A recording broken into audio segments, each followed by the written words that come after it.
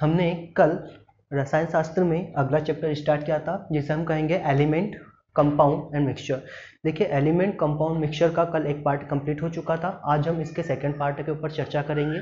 देखिए इसके ऊपर चर्चा करते हैं उससे पहले मैं आपको एक बात क्लियर कर देता हूँ या एक बात बता देता हूँ। हमारी कंपटीशन एकेडमी की टीम ने हमारी कंपटीशन एकेडमी की टीम ने आपके लिए टेस्ट के लिए, देखिए आपके टेस्ट के लिए जो भी आप यहाँ पे पढ़ते हैं, ठीक है, जो भी चैप्टर आपको पढ़ा दिया गया है उस चैप्टर के जितने भी क्वेश्चन आपके इंपॉर्टेंट क्वेश्चन जो अधिकतर एग्जाम्स में पूछे जाते हैं या कहीं ना कहीं प्रीवियस ईयर के एग्जाम में पूछे गए हैं, उन क्वेश्चन का संग्रहण और जो भी कुछ नए क्वेश्चन, अपडेटेड क्वेश्चन होंगे, उन अपडेटेड क्वेश्चन को आप अपने टेस्ट के रूप में सॉल्व कर सकते हैं। देखिए इस टेस्ट को देने के लिए आपको वीडियो के नीचे डिस्क्रिप्शन में एक लिंक दिख रही होगी। आप जैसे ही लिंक को ओपन करेंगे, उस लिंक को ओपन करते ही आपके सामने टेस्ट जो भी जितने भी नंबर का सेट किया जाएगा उस टेस्ट को आप वहाँ पे जाके सॉल्व कर सकते हैं। देखिए एक बात और, आप टेस्ट सॉल्व कीजिए।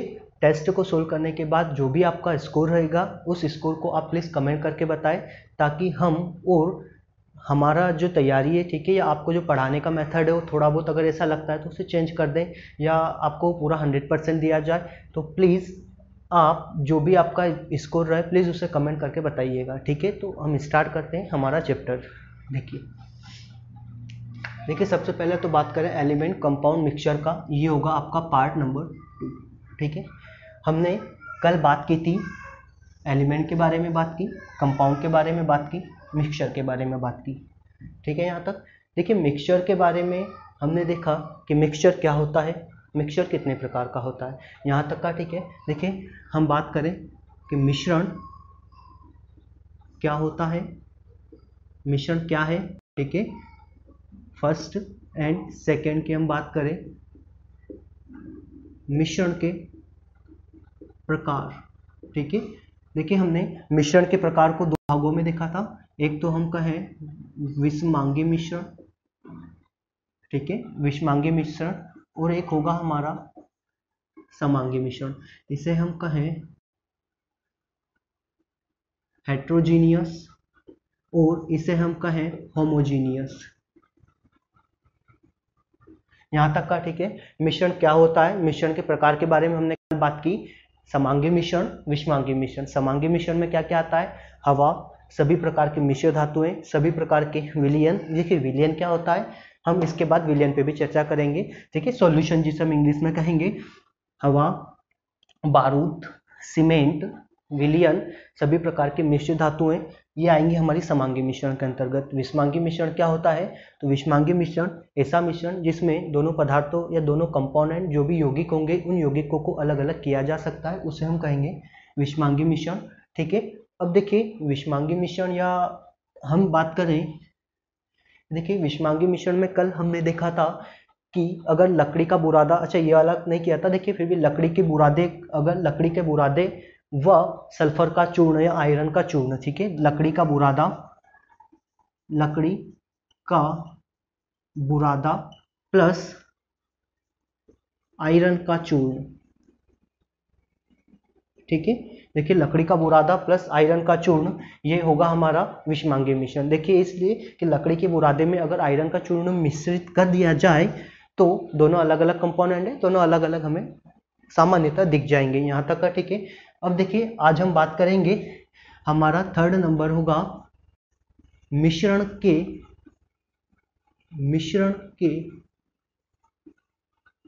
पृथक्करण की विधियों के बारे में, मिश्रण के पृथक्करण की विधियां, ठीक है।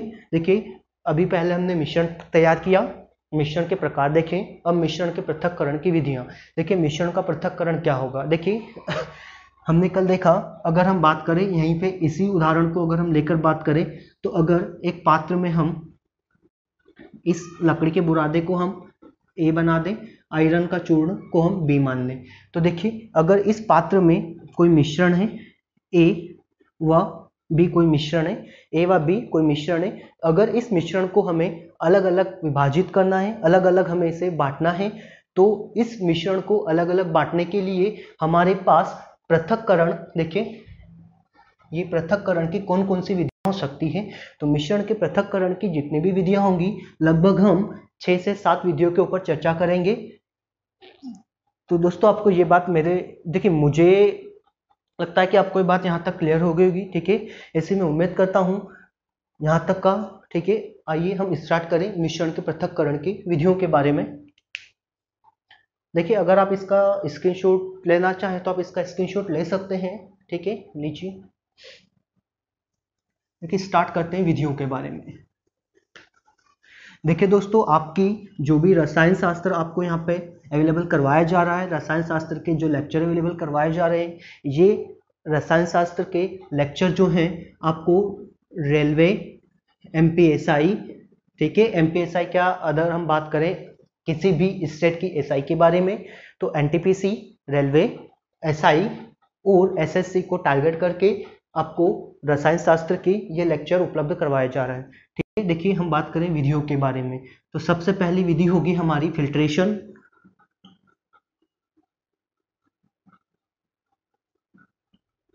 फिल्ट्रेशन विधि, मिश्रण को पृथक्करण करने की फिल्ट्रेशन विधि, या जिसे हम हिंदी में कहते हैं निस्पंदन विधि।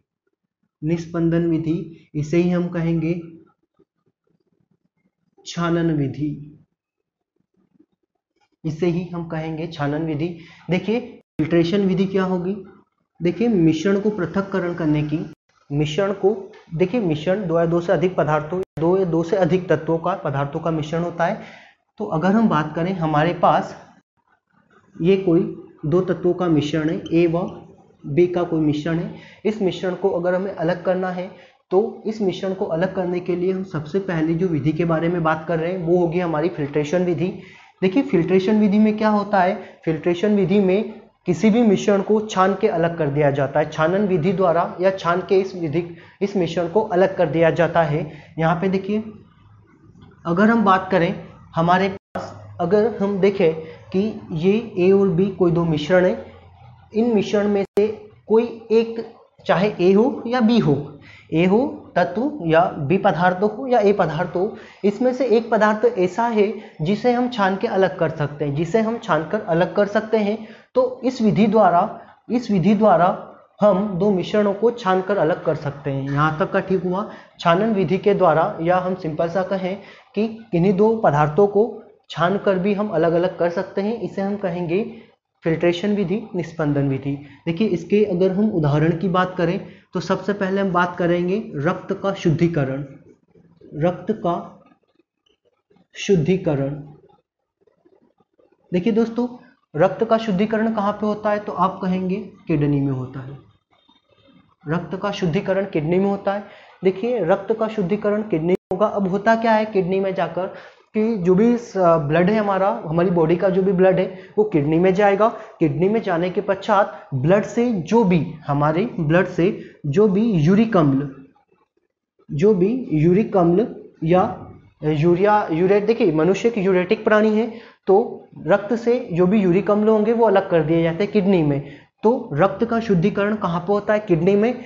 और अगर ये पूछा जाए, देखिए पूछा क्या जाए, अधिकतर पूछा जाता है कि रक्त का शुद्धिकरण की जो विधि है, किस विधि के द्वारा रक्त का शुद्धिकरण किया जाता है, तो फिल्ट्रेशन विधि के द्वारा रक्त का शुद्धिकरण किया जाता है। यहां तक का क्लियर है।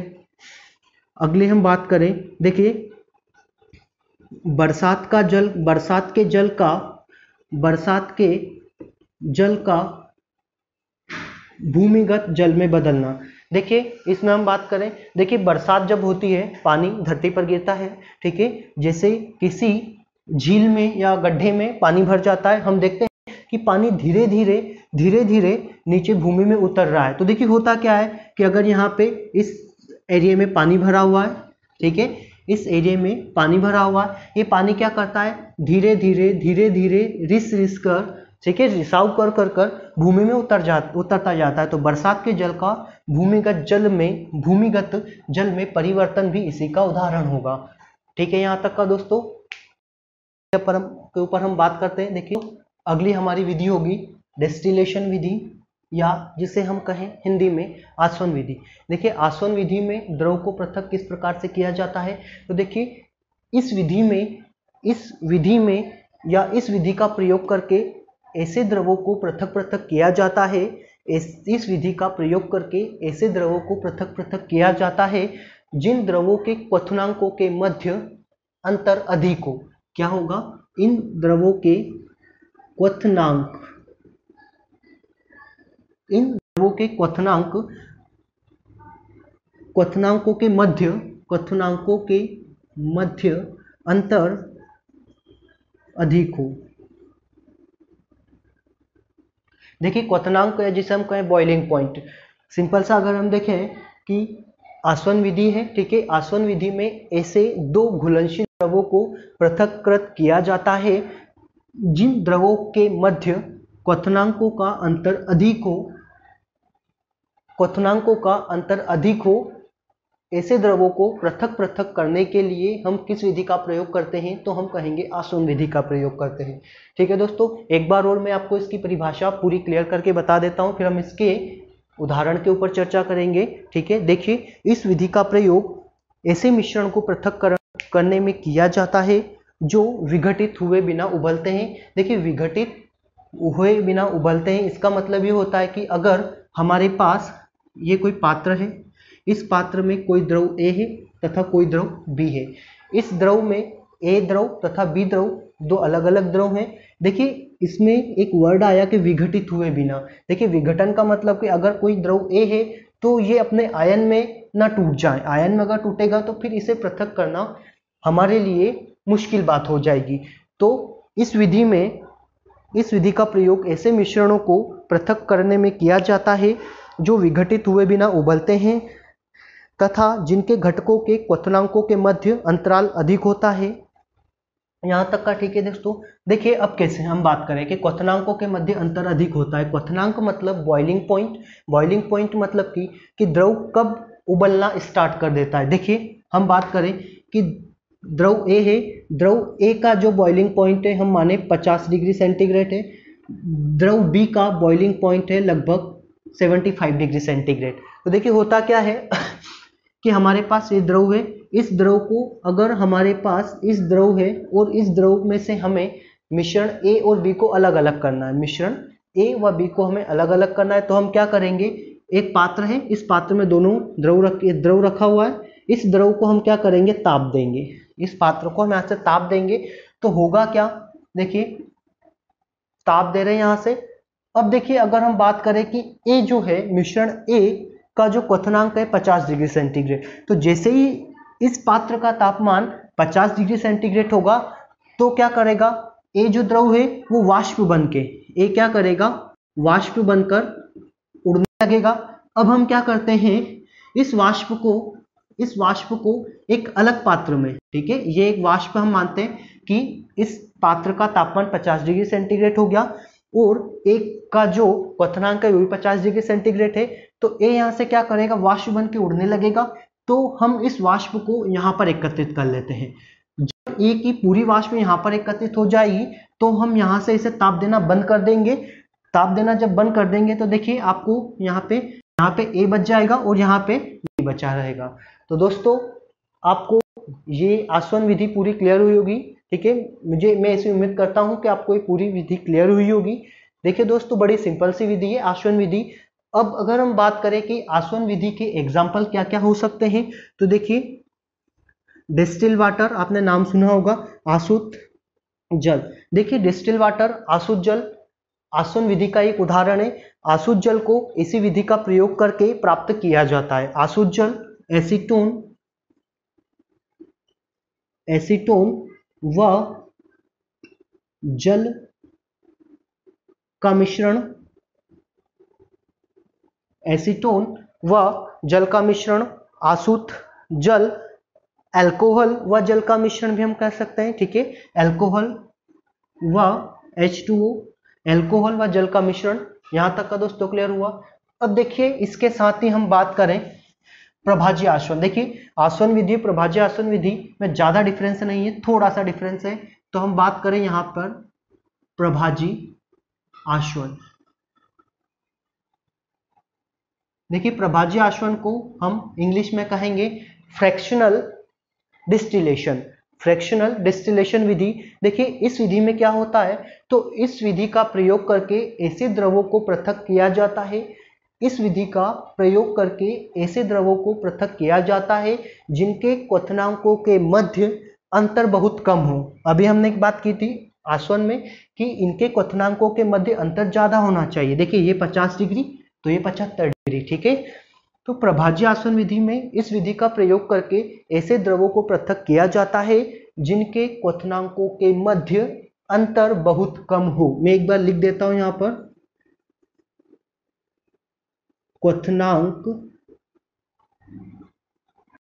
मध्य अंतर बहुत, ठीक है, क्वथनांकों के मध्य अंतर बहुत कम हो तो हम प्रभाज्य आसवन विधि का प्रयोग करके इन द्रवों को पृथक कर सकते हैं। देखिए इसके अगर हम उदाहरण की बात करें तो पेट्रोलियम उत्पाद से, पेट्रोलियम उत्पाद से, ठीक है, पेट्रोलियम उत्पाद से पेट्रोल व डीजल प्राप्त करने में, पेट्रोलियम उत्पाद से पेट्रोल व डीजल प्राप्त करने में प्रभाज्य आसवन विधि का प्रयोग किया जाता है। देखिए दोस्तों हमारे पास 3 विधि कंप्लीट हुई। अगली विधि के हम ऊपर चर्चा करें तो उसका नाम होगा, ठीक है, या हम कहें कि हमारी अगली विधि होगी ऊर्ध्वपातन। ऊर्ध्वपातन के ऊपर हमने अभी पदार्थ जब सब्सटेंस पढ़ रहे थे उसमें भी चर्चा की थी, फिर हम देखेंगे यहाँ पे ऊर्ध्वपातन या जिसे हम कहें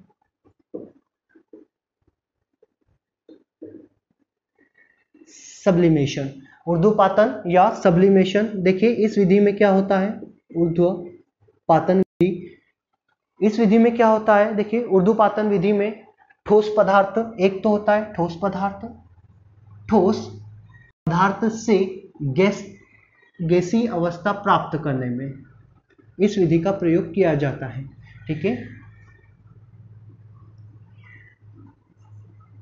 ठोस पदार्थ से गैसीय अवस्था प्राप्त करने के लिए इस विधि का प्रयोग किया जाता है। देखिए पृथक्करण की इस विधि में दो मिश्रणों को, पहला मिश्रण ठोस दूसरा मिश्रण गैसीय अवस्था में प्राप्त किया जाता है। तो पृथक्करण की इस विधि में उन द्रवों को या उन पदार्थों को पृथक पृथक किया जाता है जिसमें एक पदार्थ या जो पदार्थ ठोस अवस्था से सीधे वाष्प अवस्था में या गैसीय अवस्था में कन्वर्ट हो जाए बिना द्रव अवस्था में आए हुए। ऊर्ध्वपातन देखिए इसे ही कहते हैं कि अगर कोई ठोस पदार्थ है, ठोस पदार्थ बिना द्रव अवस्था के सीधे गैसीय अवस्था में परिवर्तन हो जाए, ठीक है, तो इसी को हम कहते हैं ऊर्ध्वपातन विधि या सब्लिमेशन विधि। देखिए यहाँ पे हमने उदाहरण, अगर हम इसके उदाहरण की बात करें तो सबसे पहले हम देखेंगे कर्पूर, ठीक है, कपूर या इसे हम कहेंगे कर्पूर। देखिए कर्पूर क्या होता है कि कपूर एक प्रकार का ठोस होता है, ठोस पदार्थ है। जब हम कपूर को जलाते हैं, ठीक है, इसे तापमान देते हैं, तब क्या होता है कि अगर ये कपूर है, ठीक है, इसे जब हम तापमान देंगे तो ये बिना गलित हुए, बिना द्रव अवस्था में आए सीधे वाष्प अवस्था में परिवर्तित हो जाता है, ठीक। कपूर हो गया हमारा, यहाँ पर आयोडीन हो जाएगा, आयोडीन हो जाएगा, नेप्थेलिन हो जाएगा, ठीक है, नेप्थेलिन हो जाएगा, अमोनियम क्लोराइड हो जाएगा, NH4Cl अमोनियम क्लोराइड हो जाएगा, बेंजोइक एसिड हो जाएगा, बेंजोइक अम्ल हो जाएगा। और देखिए दोस्तों एग्जामिनर का सबसे फेवरेट क्वेश्चन कि ठोस कार्बन डाइऑक्साइड, ठोस कार्बन डाइऑक्साइड को किस विधि के द्वारा पृथक किया जा सकता है, तो ठोस कार्बन डाइऑक्साइड को ऊर्ध्वपातन विधि के द्वारा पृथक किया जा सकता है। देखिए ठोस कार्बन डाइऑक्साइड क्या होता है, कार्बन डाइऑक्साइड गैस है, ठीक है, ये ठोस होती है, जब हम इसे तापमान देते हैं तो ये सीधे गैसीय अवस्था में कन्वर्ट हो जाती है। यहाँ तक का दोस्तों क्लियर हुआ होगा आपको कि ऊर्ध्वपातन विधि क्या होती है। देखिए इसमें आप एक उदाहरण और देख सकते हैं, नमक व अमोनियम क्लोराइड के मिश्रण को।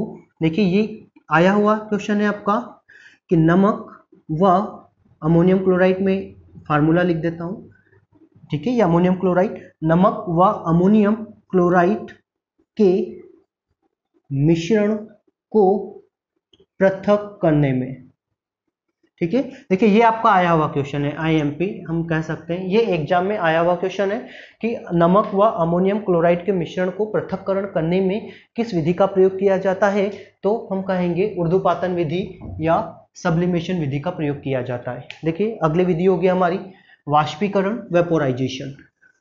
देखिए वाष्पीकरण या वेपोराइजेशन विधि, और एक विधि होती है हमारी यहाँ पर क्रिस्टलीकरण। वाष्पीकरण, देखिए हम लिखते हैं यहाँ पे वाष्पीकरण, और एक की हम बात करें क्रिस्टलीकरण। ठीक है, इवेपोराइजेशन, इवेपोरेशन, ठीक है, और एक क्रिस्टलाइजेशन। क्रिस्टलाइजेशन, देखिए वाष्पीकरण और क्रिस्टलीकरण दोनों विधि लगभग समान है। देखिए इसमें क्या होता है, वाष्पीकरण विधि में ठोस पदार्थ तथा द्रव पदार्थ होता है। देखिए एक पदार्थ होगा ठोस, एक होगा द्रव पदार्थ। तो वाष्पीकरण पृथक्करण की इस विधि में, पृथक्करण की इस विधि में ठोस पदार्थ से द्रव पदार्थ को या द्रव पदार्थ से ठोस पदार्थ को पृथक्करण किया जाता है। कैसे, देखिए हम बात करें समुद्री जल की, समुद्री जल से नमक के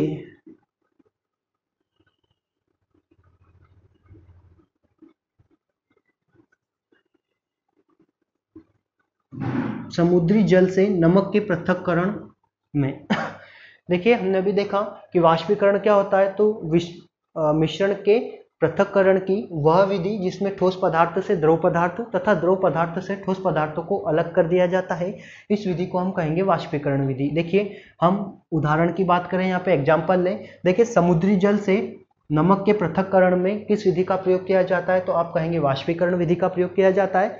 देखिए इस विधि में, या हम कहें क्रिस्टलीकरण में भी, नमक, समुद्री जल से नमक प्राप्त करने में क्रिस्टलीकरण विधि का भी प्रयोग किया जाता है और वाष्पीकरण का प्रयोग किया जाता है। दोनों में डिफरेंस क्या होता है हम चर्चा करेंगे अभी।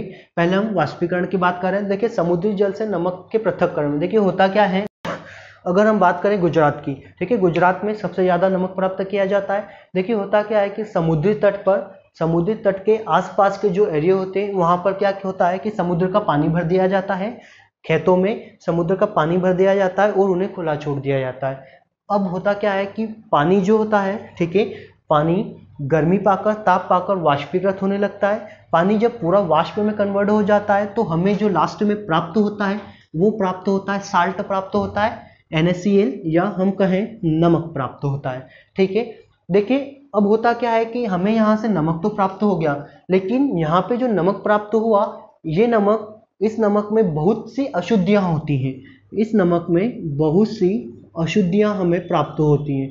तो देखिए इन अशुद्धियों को दूर करने के लिए, इन अशुद्धियों को दूर करने के लिए हम प्रयोग करते हैं क्रिस्टलीकरण विधि का। है वही क्रिस्टलीकरण और वाष्पीकरण दोनों एक ही विधि है। इसमें भी यही पूरा सब प्रोसेस होता है कि ठोस से द्रव व द्रव से ठोस अवस्था को अलग करने में क्रिस्टलीकरण का प्रयोग किया जाता है।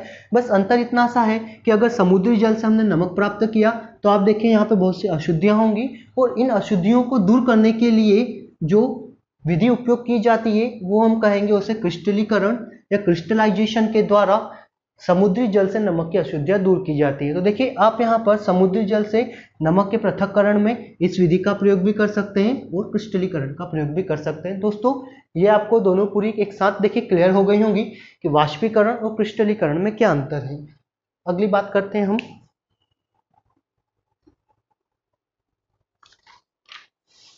देखिए अगली विधि होगी हमारी क्रोमेटोग्राफी। देखिए क्रोमेटोग्राफी क्या होता है, नाम से स्पष्ट है, क्रोमेटोग्राफी, या इसे हम हिंदी में कहते हैं वर्ण लेखन। क्रोमेटोग्राफी, या इसे ही हम हिंदी में कहते हैं वर्ण लेखन विधि। देखिए दोस्तों हम इसको उदाहरण समझो, इससे पहले इस विधि की परिभाषा देख लेते हैं, क्योंकि इसकी परिभाषा से क्वेश्चन बनता है, डेफिनेशन से क्वेश्चन बनता है। देखिए इसकी डेफिनेशन क्या होगी, इस विधि में, इस विधि का प्रयोग उन विलेय पदार्थों को, इस विधि का प्रयोग उन विलेय पदार्थों को पृथक्करण या उन विलेय पदार्थों को अलग करने में किया जाता है जो एक ही प्रकार के विलायक में घुले हुए होते हैं। एक बार और मैं क्लियर कर देता हूं, मिश्रण के पृथक्करण की इस विधि में उन विलेय पदार्थों को पृथक्करण करने में इस विधि का प्रयोग किया जाता है जो एक ही प्रकार के विलायक में घुले हुए होते हैं। अब देखिए दोस्तों, अभी हमने विलेय और विलायक पर चर्चा नहीं की, अगला हमारा लेक्चर इन्हीं दोनों पर होगा, ठीक है, विलेय और विलायक पर। मैं आपको थोड़ा सा यहाँ पे और समझा देता हूँ। देखिए कैसे, हम इसके उदाहरण देखें। देखिए यहाँ पर अगर हम बात करें कि ये हमारे पास कोई पात्र है, इस पात्र में हमारे पास जल भरा हुआ है, इस पात्र में जल भरा हुआ है।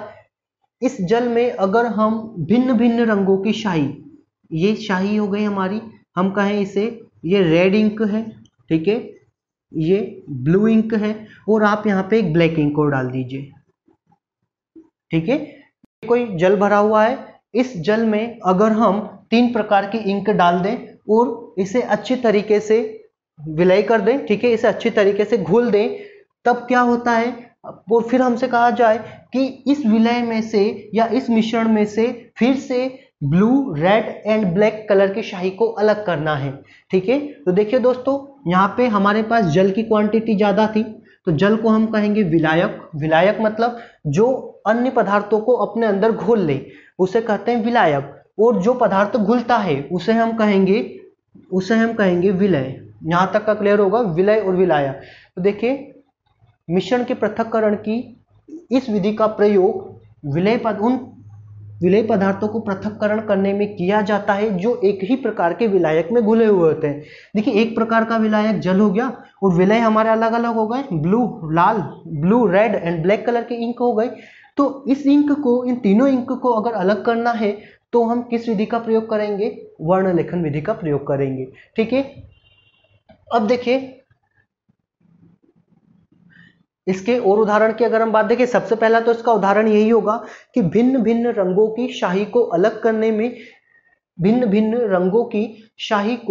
करने में किस विधि का प्रयोग किया जाता है, तो आप कहेंगे कि वर्ण लेखन विधि का प्रयोग किया जाता है, ठीक है। यहां तक ये हो गए हमारा विभिन्न रंगों की शाही को अलग करने में, ठीक है। दूसरा उदाहरण, दूसरे पे बात करें हम, तो देखिए हमारा दूसरा उदाहरण होगा कि रक्त में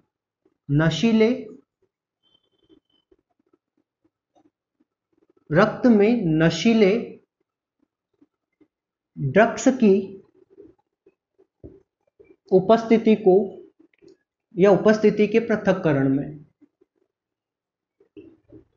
देखिए, होता क्या है कि जब कोई व्यक्ति नशीले ड्रग्स का इस्तेमाल करता है, नशीले ड्रग्स का यूज करता है, ठीक है, तो उसके रक्त में घुलने लगते हैं। तो उसके रक्त से नशीले ड्रग्स की उपस्थिति को अलग करने में भी क्रोमेटोग्राफी या हम कहें वर्ण लेखन विधि का प्रयोग किया जाता है। यहां तक का क्लियर हुआ होगा दोस्तों। देखिए, इससे क्रोमेटोग्राफी विधि से एक क्वेश्चन बनता है कि क्रोमेटोग्राफी विधि किस सिद्धांत पर कार्य करती है। तो हम देखेंगे कि क्रोमेटोग्राफी जो विधि है, ठीक है, क्रोमेटोग्राफी विधि अधिशोषण के सिद्धांत पर कार्य करती है। देखिए, ये क्वेश्चन आपका आया हुआ क्वेश्चन है, क्वेश्चन आपका आया हुआ था कि क्रोमेटोग्राफी वर्ण लेखन विधि किस सिद्धांत पर, किस प्रिंसिपल पर कार्य करती है। तो क्रोमेटोग्राफी विधि अधिशोषण के सिद्धांत पर कार्य करती है। अब अगर हम बात करेंगे, देखिए अधिशोषण क्या होता है। अधिशोषण क्या होता है, तो अधिशोषण किसी पदार्थ को अपने ऊपर जमाने की जो प्रोसेस होती है उसे हम कहेंगे अधिशोषण। या देखिए, किसी पदार्थ के द्वारा, कोई पदार्थ है, ठीक है, किसी पदार्थ के द्वारा अन्य पदार्थों को अपने ऊपर जमाने की जो क्रिया होती है, जमाने की जो मेथड होगी, उसे हम कहेंगे अधिशोषण, ठीक है। यहां तक देखिए, इसके भी हम एग्जाम्पल की बात करें। देखिए दोस्तों, आपने एक नाम सुना होगा सिलिका जेल। देखिए, सिलिका जेल क्या करता है, सिलिका जेल जब भी हम मिश्रण से अलग अलग रंगों की शाही को एकत्रित करते हैं, अलग अलग रंगों की शाही को एकत्रित करते हैं, अलग अलग करते हैं, तो उसमें जो महत्वपूर्ण रोल प्ले करता है वो होता है सिलिका जेल। सिलिका जेल क्या करता है कि उन रंगों की शाही को, जो अलग अलग रंगों की शाही है, उन्हें अपने ऊपर एकत्रित करता है, अपने ऊपर जमा लेता है। तो ये विधि क्या हो गई? अधिशोषण की विधि। ठीक है, तो आपका एक उदाहरण यहाँ से भी हो जाएगा कि सिलिका जेल के द्वारा अलग अलग रंगों की शाही को अपने ऊपर जमाना अधिशोषण कहलाता है। किस विधि के अंतर्गत आएगा? तो क्रोमेटोग्राफी, वर्ण लेखन विधि के अंतर्गत ये काम करता है। देखिए एक और बचती है हमारी मिश्रण के पृथक्करण करने की विधि, जिसे हम कहेंगे अपकेंद्रण विधि या सेंट्रीफ्यूगेशन विधि। ठीक है, सेंट्रीफ्यूगेशन मेथड, हिंदी में हम इसे कहेंगे अपकेंद्रण विधि। देखिए अपकेंद्रण विधि क्या होती है? देखिए दोस्तों, इसको देखने से पहले हम सबसे पहले किसका एक उदाहरण देखते हैं। आपने देखा होगा कि दूध से, ठीक है, सॉरी, दही से मक्खन अलग करने की जो विधि होती है, ठीक है, या दूध से क्रीम अलग करने की विधि। दूध से क्रीम को अलग किया जाता है, कैसे अलग किया जाता है? तो अपकेंद्रण विधि के द्वारा। हम देखेंगे कि अपकेंद्रण विधि के द्वारा ही क्रीम को अलग क्यों किया जाता है। ठीक है, तो देखिए जब द्रव में उपस्थित कण, जब एक द्रव है, ठीक है, ये एक पूरा द्रव है, इस द्रव में अलग अलग प्रकार के पदार्थ उपस्थित हैं, तो जब द्रव में उपस्थित कणों का आकार, जब द्रव में उपस्थित कणों का आकार इतना छोटा होता है कि उन्हें छानन विधि या छानकर अलग नहीं किया जा सकता, जब द्रव में उपस्थित कणों का आकार इतना छोटा होता है कि उन्हें छानन विधि के द्वारा पृथक्कृत नहीं किया जा सकता, तब क्या करते हैं? तब अपकेंद्रण विधि का प्रयोग किया जाता है। और इस विधि में इस द्रव को, इस विधि में हमारा जो द्रव है, इस द्रव को इतने तेज गति से घुमाया जाता है, इतनी तेज गति से घुमाया जाता है कि इसमें हल्के कण, ठीक है, हल्के कण तथा भारी कण अलग अलग हो जाते हैं, हल्के कण तथा भारी कण अलग अलग हो जाते हैं। और होता क्या है कि जो भी भारी कण होंगे वो इस द्रव की तली में आकर बैठ जाएंगे, और जो हल्के कण होंगे वो द्रव की सतह के ऊपर आ जाएंगे। देखिए दोस्तों, क्या होता है यहाँ पर कि इस विधि का प्रयोग उन मिश्रणों को पृथक्करण करने में किया जाता है जिसमें द्रवों को छानन विधि के द्वारा, या जिसमें जो कण होते हैं वो इतने छोटे होते हैं कि जब उन्हें छानन विधि का प्रयोग करके अलग नहीं किया जा सकता, तब इस विधि में, तब अपकेंद्रण विधि का प्रयोग कर उस द्रव को इतनी तेज गति से घुमाया जाता है कि उसमें हल्के कण, ठीक है, हल्के कण तथा भारी कण अलग अलग हो जाते हैं, और भारी कण द्रव के तली में बैठ जाते हैं तथा हल्के कण ऊपर हो जाते हैं, और इन हल्के कणों को हम एकत्रित कर लेते हैं। देखिए यही पूरी प्रोसेस होती है मिल्क से क्रीम को अलग करने की। देखिए ये पूरा मिल्क है, ठीक है, ये हमारा एक द्रव है, पदार्थ है, मिश्रण है जो कि मिल्क है। इसमें क्या करते हैं हम कि इस मिल्क को इतनी तेज गति से मशीन के द्वारा घुमाया जाता है कि जो क्रीम है वो हल्के कणों के रूप में एकत्रित हो जाता है यहाँ पर, और इस क्रीम को हम अलग एक पात्र में एकत्रित कर लेते हैं, और जो द्रव के भारी कण है वो तली में आकर बैठ जाते हैं। ठीक है दोस्तों, यहाँ तक देखिए। तो इसके उदाहरण की अगर हम बात करें तो दूध से क्रीम निकालने में, वॉशिंग मशीन में भीगे कपड़ों से जल को निचोड़ने में भी इसका प्रयोग किया जाता है। देखिए वॉशिंग मशीन, देखिए आपके पास ये क्वेश्चन तो बहुत बार पूछे जाते हैं कि वॉशिंग मशीन किस सिद्धांत पर कार्य करती है, तो वॉशिंग मशीन अपकेंद्रण सिद्धांत पर कार्य करती है।